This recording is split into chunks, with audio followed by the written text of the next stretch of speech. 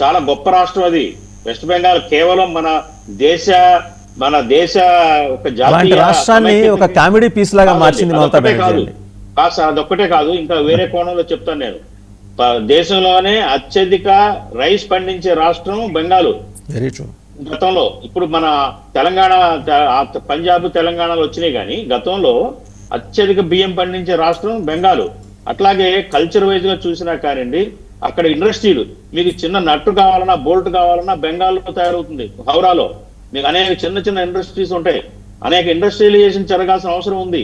బెంగాల్లో ఉన్న కార్మిక శక్తి, వాళ్ళ యొక్క ఇది చాలా అమోఘమైన కార్మిక శక్తి ఉంది, మ్యాన్ పవర్ ఉంది. దాన్ని వాడుకొని ఇండస్ట్రియలైజేషన్ జరగాల, బెంగాల్ అభివృద్ధి చేయాలా, ఇండస్ట్రియలైజ్ గా జరగాల, ఎడ్యుకేషన్ వైజ్ గా జరగాల.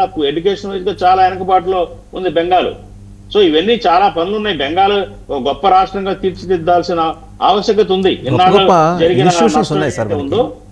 గొప్ప గొప్ప ఇన్స్టిట్యూషన్స్, ఐఐటి ఖరగ్పూర్ అండ్ చాలా గొప్ప ఇన్స్టిట్యూషన్స్ ఉన్నాయి సార్, ఉన్నాయి ఇన్స్టిట్యూషన్స్ ఉన్నాయి. నేను చెప్పేది జనంలో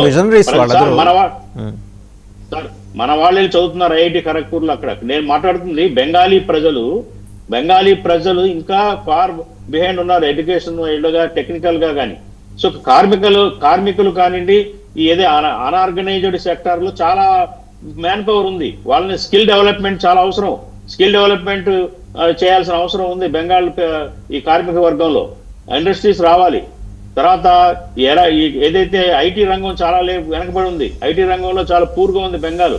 ఇవాళ అంతా ఐటీ రంగం ఎంతో వేళ్ళనుకుంటున్న అన్ని రాష్ట్రాల్లో కూడా ముందుకెళ్తున్న నేపథ్యంలో బెంగాల్కి అవసరం చాలా ఉంది, ఆవశ్యకత ఉంది. ఇవన్నీ చాలా అంశాలు ఉన్నాయి. బెంగాల్ని మళ్ళీ రీఆర్గనైజ్